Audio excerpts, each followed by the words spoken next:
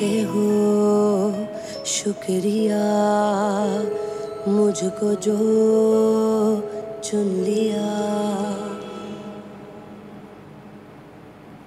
خوشت اومد؟ خیلی قشنگه. این نه.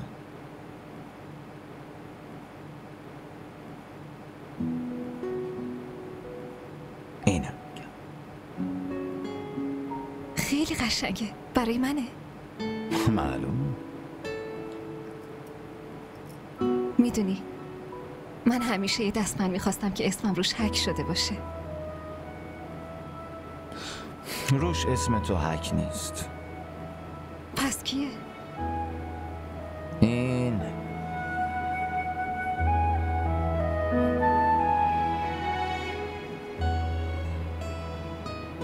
روش اسم ما حک شده. حالا تو به اسم ما دقت کردی؟ حالا جایی که همزه تموم میشه از اونجا تازه حاله شروع میشه و جایی که حاله تموم میشه از اونجا همزه شروع میشه.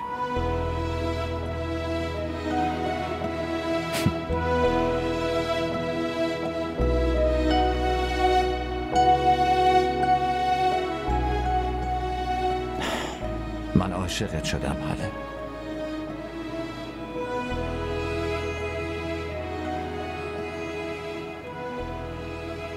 کی؟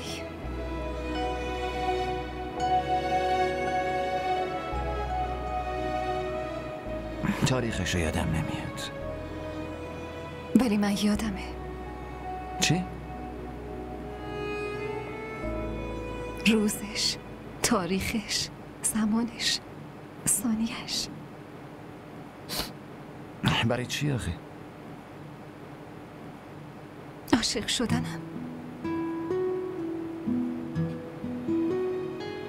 وقتی دستمو گرفتی و قهرمان من شدی، وقتی دیگه از هیچی نترسیدم، تو می اومدی کنار من وای میستادی. وقتی منو مسجد بردی و خدا رو شاهدمون کردی و به هم عزت بخشیدی، همون لحظه من عاشقت شده بودم.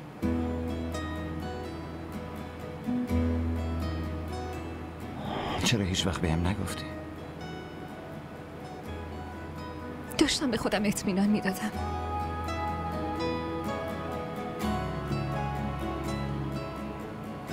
نمیدونستم ترحمه یا واقعیت.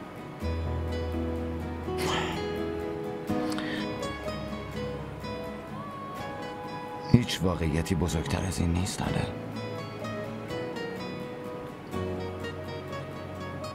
امروز نه.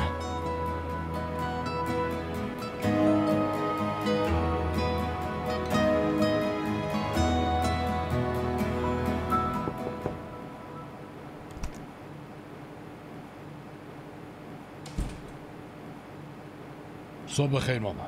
داری این وقت صبح به کی زنگ میزنی؟ به نوه‌تون. مگه چه بلایی نازل شده که این وقت بهش زنگ میزنی؟ قطعش کن پسر. یه بلا توی این خونه هست به اسم شهناز.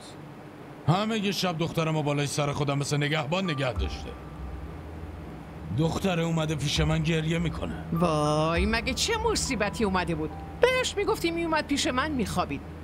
شهناز چند بار قرقر میکرد و پرحرفی میکرد و ساکت میشد. مامان گفتن این حرفا خیلی آسونه، اما تحمل کردنش خیلی سخته. این پسر چرا گوشیشو جواب نمیده؟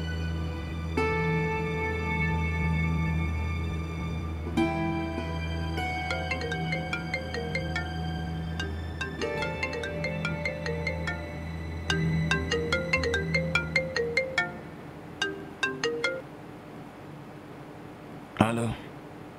بله بابا، چی شده این وقت صبح؟ توی خونه ای که زنی مثل شهناز باشه اونجا چیزی به اسم خیر وجود نداره. تموم شب مثل گربه دیوونه گریه کرده و برای خودش عزا گرفته. واقعا دلم میخواست خفش کنم. این چه حرفیه میزنیم بابا جون؟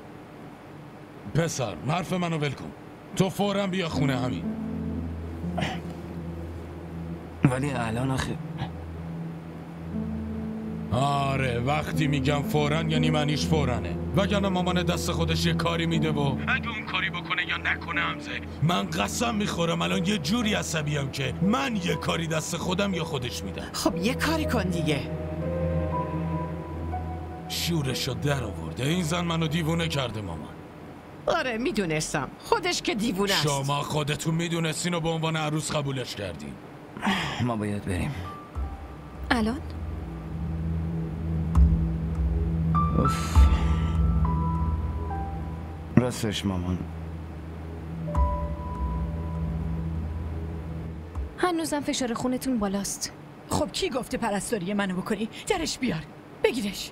تو برو از اینجا. من نمیخوام قیافه هیچکی رو ببینم. یالا منو راحت بذار.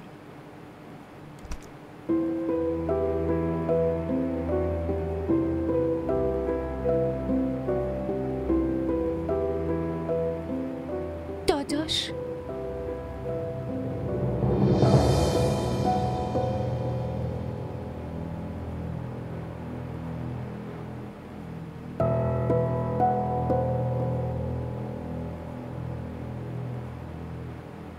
این دختره نباید پاشو توی اتاق من بذاره. رامی بهش بگو از اینجا بره.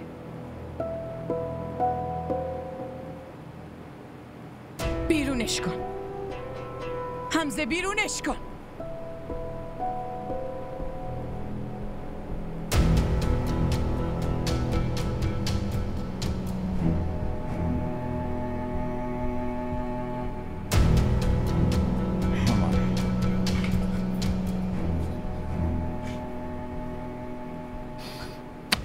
مامان لطفاً.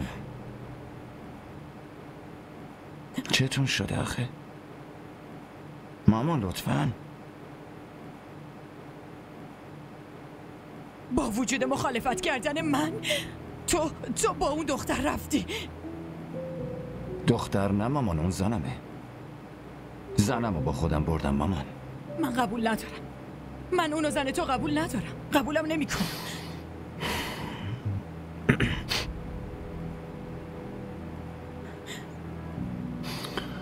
شما قبول کنین یا نه، اون الان زن منه.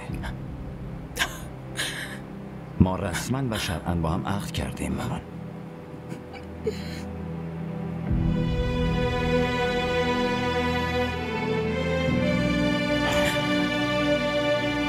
چیزی که توی تقدیرمون رو نمیتونیم عوض کنیم. توی این دنیا اون چیزی که حتی فکرشم نمی کنیم اتفاق میفته. پس باید بفهمیم که هیچی نمیتونه مانع کار تقدیر بشه.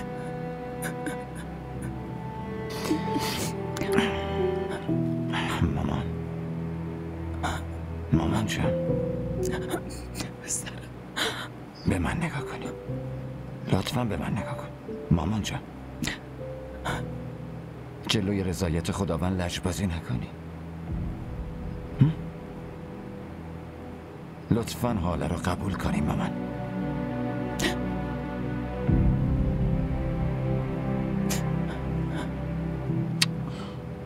خواهش میکنم.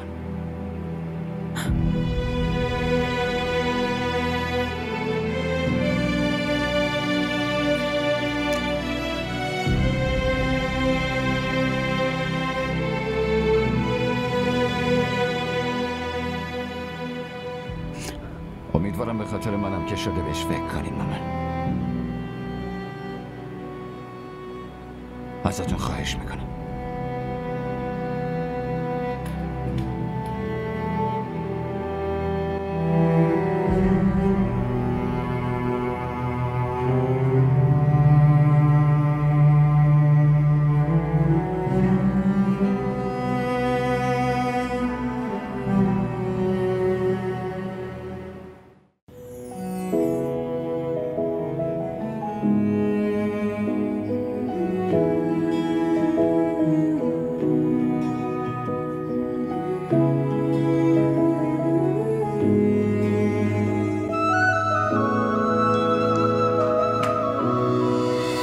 چی فکر کردی؟ چی فکر کردی؟ که تو پسرمو ازم دور میکنی یا میبریش؟ نه زنمو. توی این توهم نباش دختر جون. بادک هر چقدر دورتر بره همون قدرم زود گم میشه. من نمیفهمم شما چی دارین میگین. بالاخره میفهمی چون من یک کلمه طلاق رو یک زن نادونم میفهمه. زنمو خودتون بهتر از من میدونین که از دهن حمزه این کلمه برای من بیرون نمیاد. پس چرا هر بار این حرفو تکرار میکنین و خودتون رو ناراحت میکنین؟ دارم بهت میگم تو نمیتونی پسرمو از من دور کنی.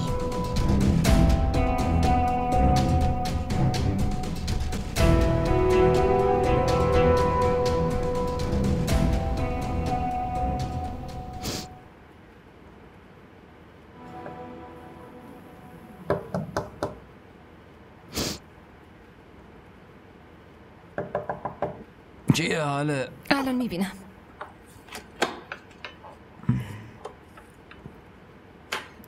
حمزه زنمو اومده. صبح بخیر. صبح تو هم بخیر پسرم. بفرما بشیم ماما. نه من برای نشستن نیومدم، فقط اومدم اینو بپرسم که شما دوتا کی برای صبحونه پایین میای؟ حلوای شیرین درست کردم، داغ خورده بشه مزهش خیلی بهتره. شما برین، من و حاله با هم باشه. قابلمه بزرگو نتونستم پیدا کنم، کجا گذاشتی؟ اون توی کابینتیه که مونده به آخره. میخوای نشونتون بدم؟ نه خودم پیداش میکنم.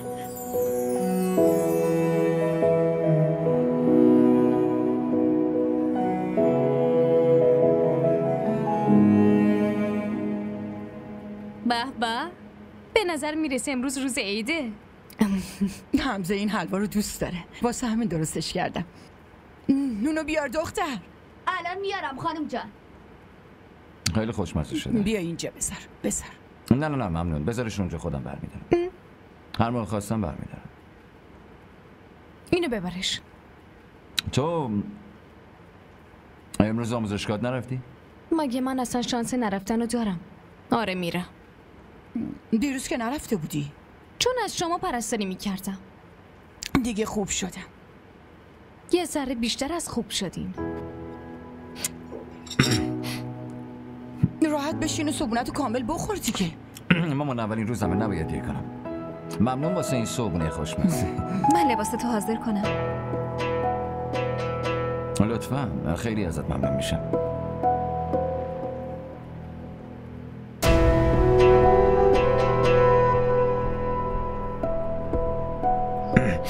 میخواستم بابت یه چیزی ازتون تشکر کنم. اصلا نیازی نیست پسرم. من به خاطر خوشحالی بچم هر کاری میکنم. پسر عاقل و بالغ من اینقدر منطقی واسه حقش جنگید که من مجبور شدم عقب نشینی کنم. حالا تو ببین، من میخوام تو خوشحال باشی، برای همیشه خوشحال باشی. اما باز هنوزم سر حرفم محکم وایستادم. اون چیزی رو که من میدونم اون بگذاریم حالا یه وقت دیگه. الان تو دیرت شده، برو حاضر شو. خداحافظ مامان. خداحافظ. وقت برو، دیر نکنی.